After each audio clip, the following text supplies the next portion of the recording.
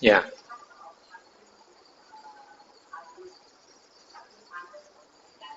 Hmm.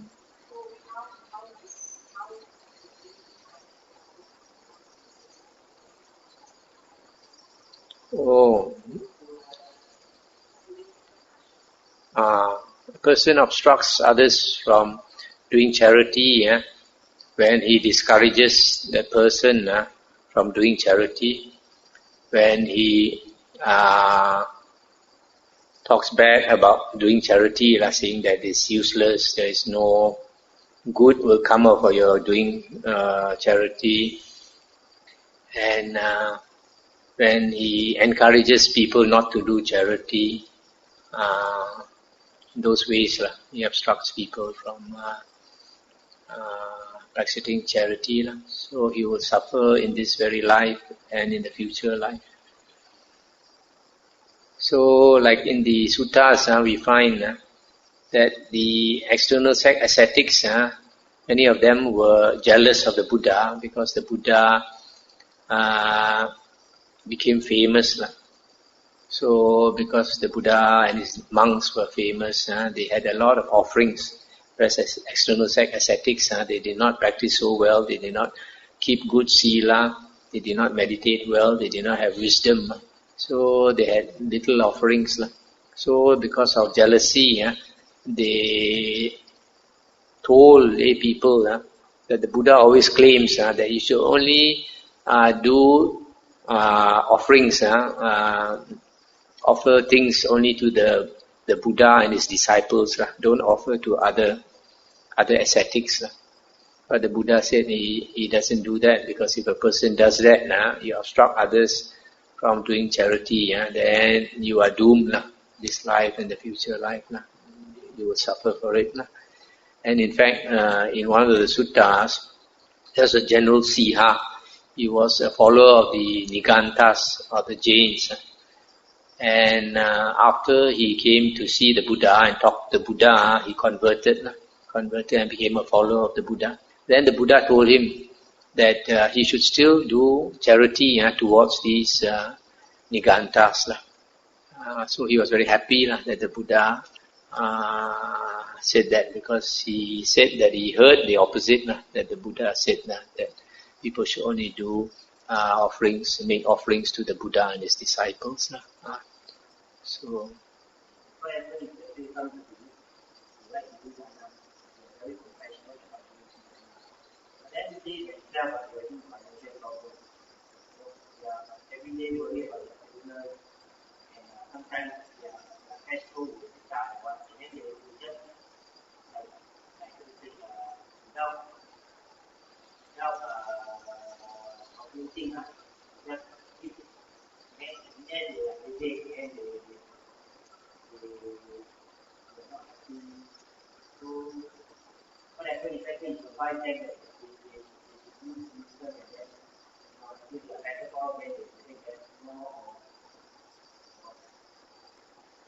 if a person does charity, the Buddha says that that dana, or that charity that we do should not harm ourselves and should not harm others. So you can advise that person this Dhamma teaching of the Buddha, but you cannot tell that person not to give. Some people they are generous to the extent that they overdo it. But actually it's good for them. They have to suffer a bit. But it's good for them, because they will the reward that will come to them will be a lot. For example, the Buddha talked about one sutta because somebody asked the Buddha, if a person, say for example, does business and then he expects to get, for example, like 1,000, just example, $1,000 a month. There are various types of people. One type of person, when he does business, he expects to get $1,000 a month. He may fail miserably. He may not make any profit at all. Even his capital also he might lose. In other words, he does not make even $1. Or he makes a very small profit, $50 a month instead of the 1,000 he expected. And then on the other hand, there's another person, he expects to make 1,000 a month. He might make less than that, but say not too far away, like 800 ringgit a month, okay, or 500 ringgit a month. That's the second one. The third one, he expects to make $1,000 a month, and he gets $1,000 a month, okay. And then the fourth one, although he expects 1,000, he makes much more than that. He might get 5,000 or 10,000 instead of 1,000 a month. So this man wants the Buddha to explain why. The Buddha said, it might be that this person wanted to offer something to a virtuous monk, a virtuous ascetic. And the first type is he says he wants to offer something. Maybe he asks the monk, what do you need? And the monk says he needs certain medicine or certain something. And after saying that he wants to get something for that monk, that ascetic, he does not give anything. Such a person, because he promised to give and he does not give anything, then in the future, when he expects to make money, he fails miserably, does not get at all. That is the result of making a promise and not fulfilling it. The second one is the person who promised to give a certain amount, say of offerings, and then he gives less than what he promised. So the result is when he does business, he also gets less. Third one is he says he will give a certain amount and he gives exactly that amount. So he gets exactly what he expects to get. The fourth one, he says he wants to give something that he gives much more. So he gets much more. So in this case, when you talk about this person, his financial situation is not too good, and he gives more than what he should give. So next time, when karma comes back to him, maybe in a future rebirth, or maybe even in this life later on, he will get more than what he expects.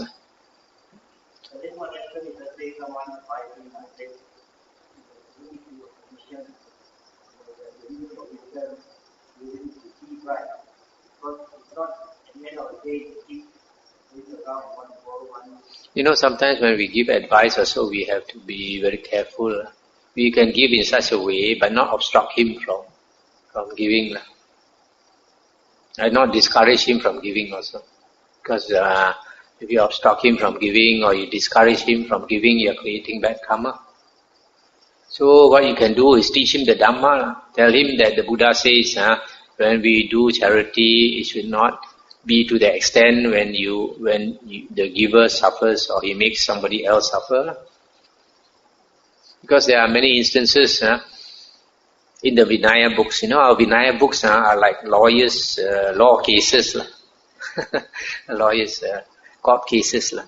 Because there have been so many cases of monks breaking the discipline, so many different types of cases. It's all come out into the Vinaya books. So, for example, a person, a monk, in the Vinaya books, he saw some executioner going to execute somebody using the long sword. Going to chop off his head. So, one monk, maybe he saw somewhere else, one executioner, he chopped somebody's head, but the head it was not a complete chop. So this fellow chopped his head and his head was hanging there. So he got to chop second time or third time before the head goes off. So this busybody thought he wanted to be more compassionate. He told the executioner, you execute him one blow only, one blow, chop off his head. So this executioner chopped off the man's head with one blow. So when this was reported to the Buddha said, he's parajika. He's a party to the killing. He's a party to the killing. He asked the executioner to execute him with one blow. So you see, so we have to be very careful, So in this case, like you want to help that person, to tell him, don't go beyond your means lah. But if you word it in such a way, then you are discouraging him from doing dana. You are creating bad karma.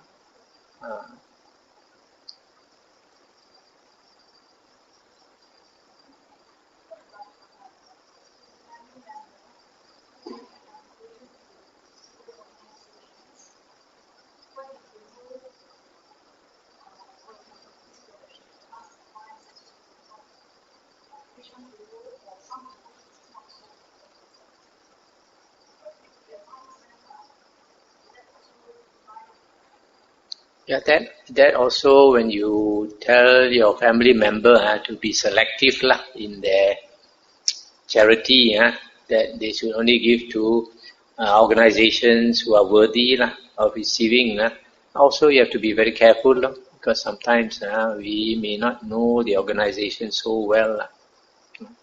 So you can like tell that family member to be careful lah. But you cannot tell him you give to this one, don't give to that one and all that now, because he might not be making the right decision. Unless the person asks you. If the person asks you, then you get advice. Okay.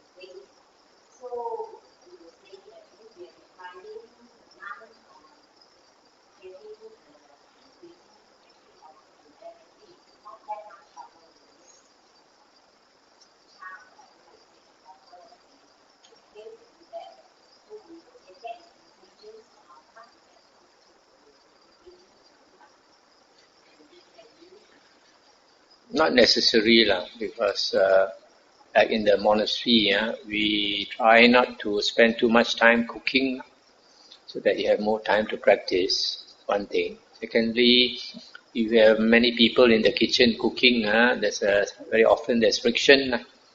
That is not desirable. But if you say you want to give away something that was given to the monastery, it's best to consult to get the okay from the abbot first. Instead of on your own giving this away, giving that away, you ask the abbot for permission, then the abbot says okay, then you give away, it's okay. Like sometimes we have too much biscuits, so when the Ipoh people come on Saturday, we give them a lot of biscuits to give to orphanage and all that. But with permission, we don't give away things without permission.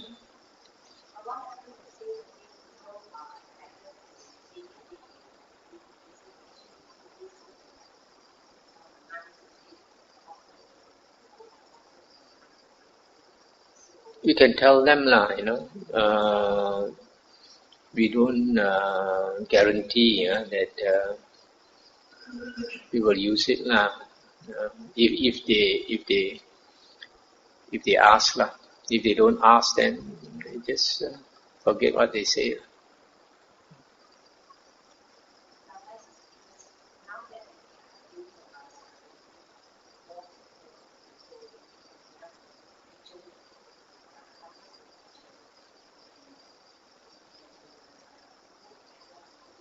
It's up to the women folk if they want to cook.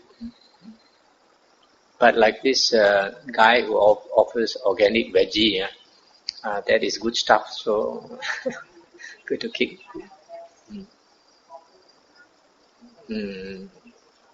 Yeah. Not easy to get organic veggie.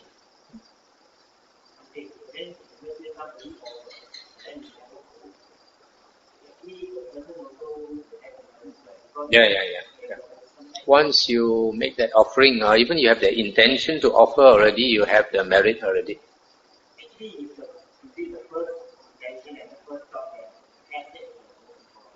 Not exactly, because sometimes you have the first thought but you don't do it. There are many steps to complete your charity, you see. So if you fulfill all the steps, then you get the full merit. But if you do halfway, then you get halfway merit. So in the same way, like in our Vinaya books, when it comes to committing a theft, the Buddha said, for example, if a monk goes into another monk's room to steal a watch, for example, the first intention he has to steal, that is already a small offense, small evil karma already.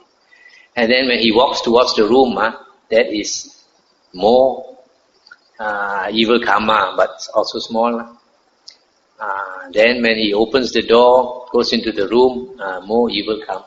And when he touches the watch to take it away, that is more, even more evil karma. But the theft is completed according to Vinaya when he lifts the watch from the base, from the table. Once you lift it up, that is considered complete theft already. But for example, he touches the watch and wants to lift it up, suddenly he hears footsteps. Then he does not complete the theft. Then he runs away. So that is not parajika. Parajika is the highest, the heaviest penalty, heaviest offense for a monk, which he has to disrobe. So in this case, he has not completed. So every step along the way is contributes to that evil karma. So like you say you have the intention, but if you don't fulfill it, it's very small karma.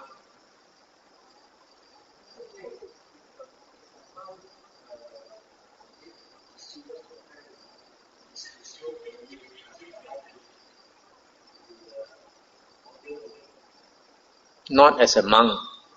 Not as a monk. Once he has broken the 4 parajikas, the 4 parajikas are the heaviest offense for a monk. The first one is engaged in sexual intercourse. Second one is to steal something of value. Something of value nowadays would be, in the Buddha's days, was a certain amount of gold. So now it's say like $20 or something. Anything above $20 like 100 ringgit or something like that.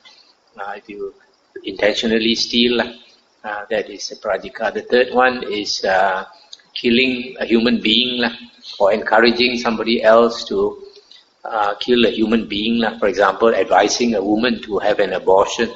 That also is considered a prajika.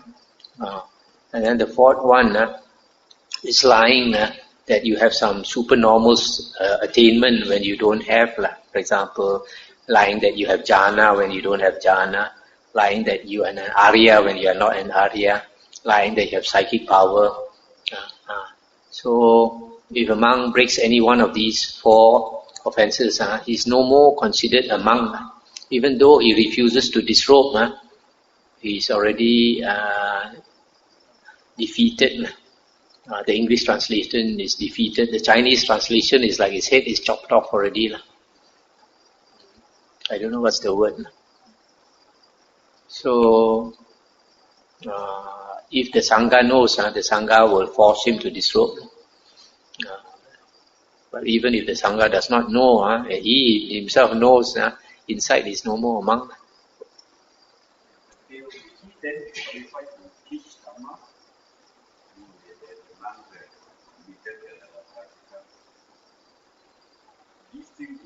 You see, teaching the Dhamma is one thing, practicing the Dhamma is another.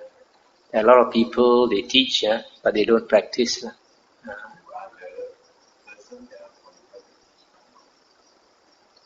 The person who actually practices, but whether he practices or not, you don't know. It takes some time to know.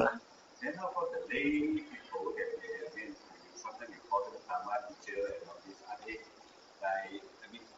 Are they the real Dhamma teacher or they just that also is hard to say whether they actually practice or not.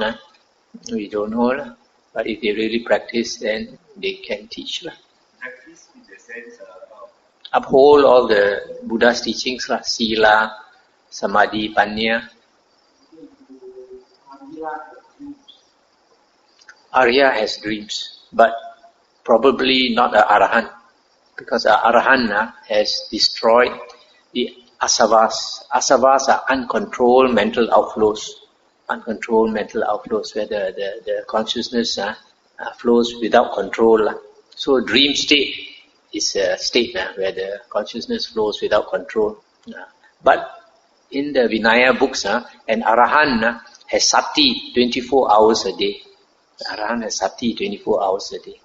So because of that, I don't think Arahant, even if an Arahant, the mind like dreams, he will be aware, he will know that it's a dream.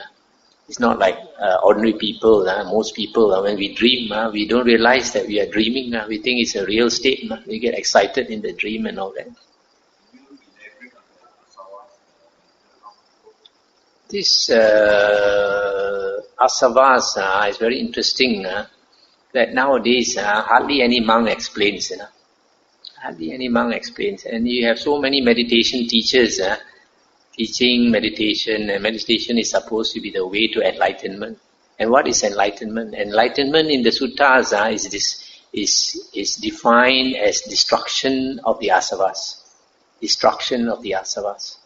So my interpretation of asavas is uncontrolled mental outflows. That means basically uncontrolled flow of consciousness.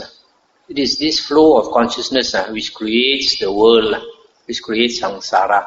Once consciousness flows, then you see the world. The world exists for you. And in your conscious dream, you see yourself in that world. Just like when we dream at night. Whenever we dream at night, you see yourself in the dream. Right? So in the same way, when consciousness flows, the world arises. So this tendency for consciousness to flow is extremely strong. It's extremely strong. It is so strong that when you don't do anything, the mind starts to flow. You start to dream. You start to daydream. You start to think. Sometimes fantasizing and all that. So even at night, when you try to get some rest, the mind will not give you proper rest. It will start to flow and make you dream and get excited and frightened and all that. So when we practice meditation, we are trying to discipline our mind, not allow it to flow. That's why we train our mind to focus on one object. That is satipatthana, intense state of recollection. Always bring it back to one object, always stay with one object. That's why the simile given in the Satipatthana Samyutta, later we will see how to practice Satipatthana. The Buddha gave a simile of the most beautiful girl of the land came out, and everybody clapped and shouted, the most beautiful girl of the land. And they asked her to sing and dance, and then more people came out to see her. And then an ordinary person came along, and he was caught by these villagers and forced to carry a bowl of oil, which was filled to the brim, filled to the top. And he was told that there's somebody walking behind him with an uplifted sword. If he spills the oil, even one drop of the oil, they will chop off his head. So he has to walk in between the crowd of people, and he has to pay attention on the bowl of oil. So his mindfulness is on the bowl, is one pointed attention. Cannot go elsewhere. He cannot afford to look left, look right. He cannot afford to look at the beautiful girl. He has to pay total attention on the bowl of oil. And that is the way to practice Satipatthana. If we can discipline our mind to contemplate on one object, for example, on Anapanasati, mindfulness of the breath, always pulling it back to the breath, then we are training our mind to stay with one object. And if our mind can stay with one object, then it cannot flow. We have stopped the tendency of the mind to flow. So if we always train our mind to attain this state of the when your mind dwells on one object without moving away, it's one pointed attention, one pointedness of mind, and that is called jhana. Jhana. The first jhana, second jhana, third jhana, fourth jhana. So whenever we attain jhana, we are stopping the mind from flowing. That's why the way out of samsara this is the way. If you cannot stop your mind from flowing even for a short while, you have absolutely no hope of stopping this tendency of the mind to flow. That's why the Buddha says that the steps to enlightenment are the first jhana, second jhana, third jhana. There's so many suttas. There's one sutta where the Buddha talk about the coral tree, coral flower in the heavens, how it blooms. And the Buddha talked about the various stages of the flower blooming until it's fully bloomed. And then the Buddha gave a simile of a monk attaining the first jhana, second jhana, third, fourth jhana, and finally enlightenment. So the Buddha always calls the jhanas the footsteps of the Tathagata. That is the way out. So if you can train your mind to abide in jhana, then you have stopped the asava from flowing. Then there is a chance of stopping the asava permanently. And then when the asavas, the tendency of the mind to flow, this tendency, not the flow itself, the tendency is stopped completely. Then the person attains enlightenment. So for an arahant, it's not that he does not have consciousness, he still has consciousness, but it is controlled consciousness. If an arahant thinks, it is controlled thinking. It is not scattered thinking. Yeah. When a person is in samadhi, strong samadhi, you can hear his own snoring because he's alert in every other Yeah. in 4 hours. And when he's asleep, totally asleep, everything rested. Through the heart, he could see the being. When there is being approaching him, he sees from here. I was beginning to know this nature. And the person is in strong samadhi. And usually, the knowing by knowing, before a person starts to talk, he knows what he's going to talk. Yeah, but these states quite unusual. Only thing is, some of the states we cannot trust completely. There's some people in certain states they can see heaven, they can see hell, and all that. But sometimes it turns out to be imagination. So we can only trust the mind when person is fully enlightened. So we have to be very careful. In the Hindu tradition, once a person attains like jhana, the mind becomes bright. He's supposed to go into seclusion for another 12 years. Sometimes a person, once you attain something, you're too eager to go and teach and all these things. You cannot make progress. So, any other thing?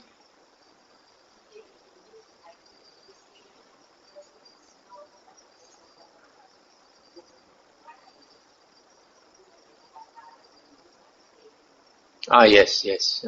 Right view is the most important. Sotapanna is the most important. That's why you find, like the case of Devadatta, he attained all the 8 jhanas and he had psychic power. And his psychic power was really good. So good that the prince Ajatasattu was totally fascinated, taken up by him. But in spite of that, even though he had all the 8 jhanas, because of the ego, he lost all the jhanas and went to hell. So these states of mental clarity, psychic power and all that, they are not as important as the stages of Aryahood.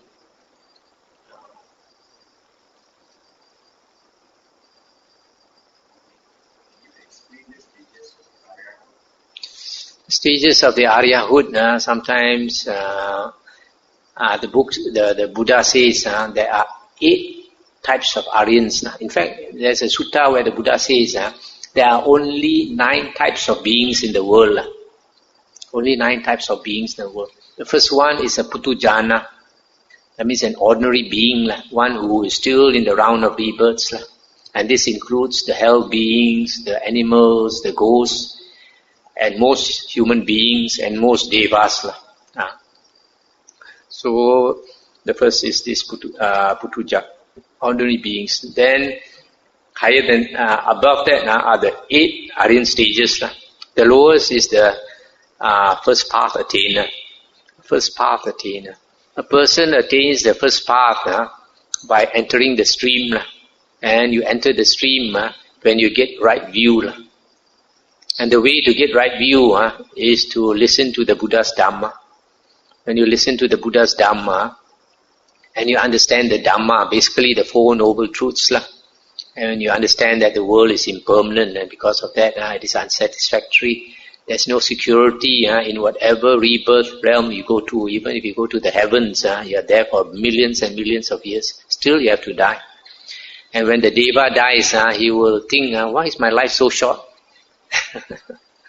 Because time is relative, There's no such, there's no thing absolute.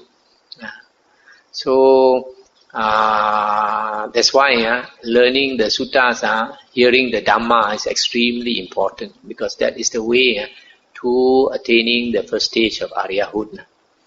And then according to the suttas, once you attain the first path, it takes some time before it turns to fruit. The fruit is Sotapanna. First fruit, Arya, is called a Sotapanna. So a person listens to the Dhamma and understands, so he attains stream entry. He becomes the first path attainer. That's already an Arya. Okay, that's already an Arya. But it takes some time before it turns to fruit. When it turns to when the path turns to fruit, then the 3 factors drop away. When the 3 factors drop away, the 3 factors, the first one is Sakaya Ditti. Sakaya Ditti is identity view. If a person has identity view, then he thinks that the body and the mind is the self. He associates the body and the mind completely with the self. That means he thinks that this body or this mind is I, or is mine, belongs to me, or I am inside the body and mind, or the body and mind is inside me. This body and mind are the 5 aggregates. Body, feeling, perception, volition and consciousness. The last 4 is actually the mind. Okay, so if a person has eliminated this Sakaya Ditti, then he sees that the body and the mind are ever changing, impermanent. So he sees that this body and the mind is not the self, but he still has the self somewhere. He still has the self. Only the Arahant has no self. So once a person has become Sotapanna, and this path must turn to fruit within that lifetime. At the latest, according to Samyutta Nikaya 25.1, the latest when he dies, the path person will become a fruit. But this is unlike the Abhidhamma. In the Abhidhamma teachings, they say when you attain the path, immediately it becomes fruit, but not in the sutta. So once a person becomes a Sotapanna, he has 7 more existences left in the cycle, rebirths, maximum 7. So after 7 lifetimes, he must enter Nibbana. So you see, it's so important to attain stream entry. Once you attain stream entry, you are secure already. You have booked a place in Nibbana already. It's only a matter of time. Also, the other characteristic of an Arya is that you will never be reborn into the woeful planes. You will never be reborn as a ghost or an animal or in hell. But if you have not attained the stream entry, even you attain psychic power like Devata, still can go to hell. That's why it's extremely important to study the Dhamma. So that is the Sotapanna. Now, from Sotapanna to Sakadagamin, how to get? The difference between the two, Sotapanna and Sakadagamin. Sakadagamin is the second fruit area. Second fruit area. The difference is that the Sakadagamin has reduced greed, hatred and delusion. Reduce. Now to reduce greed, hatred and delusion, this greed, hatred and delusion is connected with the five hindrances. The five hindrances. The five hindrances are sensual desire, ill will or anger, sloth and torpor, restlessness and worry and doubt. Okay, pancha nivarana. So the way to reduce the five hindrances is samadhi. Samadhi. When we attain samadhi, tranquility of mind, calmness of mind, automatically the five hindrances reduce. So perfect samadhi is defined as the four jhanas in the suttas. So if a person reduces greed, hatred and delusion, so to become a Sakadagamin, he has to attain samadhi, which is not perfect. That means either upachara samadhi, or first jhana, or second jhana, or third jhana. Once he attains any one of these, then he can attain Sakadagamin. Now how to attain the third fruit, Anagamin?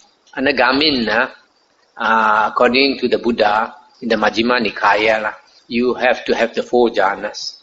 If you have the four jhanas, the Buddha says that the mind becomes very clear. So clear that it is it emits light. It emits light. The whole body, a person with the psychic eye will be able to see the whole body is bright. And then the Buddha says when a person attains the fourth jhana, he understands everything becomes clear to him. The mind is so bright that everything becomes clear to him. He can understand. So such a person with four jhanas, when they listen to a relevant sutta, for example, the Anatta Lakkhana Sutta, the Buddha's earliest 5 disciples, they listen to the Anatta Lakkhana Sutta and they attain arahanthood. So you must have that condition of the four jhanas where the mind is so bright and everything is easy to understand. Then with listening of the Dhamma, that listening of the Dhamma is the vipassana part. The samatha part is the samadhi. Attaining the jhanas is samatha. And then listening to the suttas is the vipassana, because vipassana means contemplation. Once you listen to the Dhamma, the mind contemplates, digests it immediately. The mind is the fastest. There's nothing faster than the mind in the whole world. Nothing faster than the mind. So once you hear the Dhamma, immediately it digests. And that is that contemplation, that vipassana. That's why you find the earliest disciples of the Buddha went to these external ascetics who had already the four jhanas. And then sometimes even just spoke one sutta to them, that the Jatilas, there were 1,000 matted hair ascetics. The Buddha impressed them so much that they shaved off their hair and became followers of the Buddha. And then after that, the Buddha taught them only one sutta. Just hearing one sutta, all 1,000 became arahants. So you see how important the four jhanas are. So the condition for the anagamin and arahant is four jhanas. Once they have the four jhanas, then if they listen enough of the suttas, they will automatically become arahant.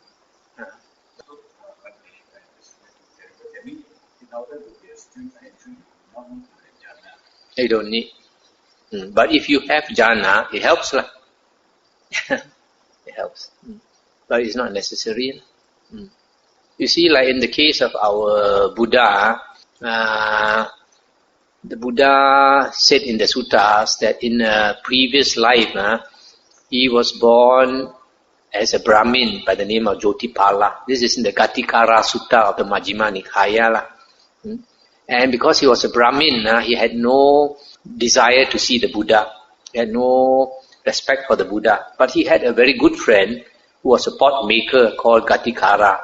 And this man, Gatikara, brought the Buddha to, at that time, the Bodhisattva, Jotipala, to see the Buddha Kassapa. And his friend, Gatikara, asked the Buddha Kassapa to teach this Jotipala some Dhamma out of compassion. So the Buddha Kassapa spoke the Four Noble Truths to this Brahmin Jotipala. After hearing the Four Noble Truths, he must have entered the stream, because after that he renounced his religion and followed the Buddha, became a monk. So definitely he must have attained the first stream entry, the first path. And during that lifetime under the Buddha Kassapa, when he was a monk, he attained at least the first jhana. Because we know that, because the Buddha says after that lifetime he was reborn in the Tusita heaven. And from the Tusita heaven he came down as Siddhartha Gautama. And Siddhartha Gautama, when he was about 10 years old, a small boy, he could enter the first jhana under the Jambu tree. This was stated in the Suttas and the Vinaya.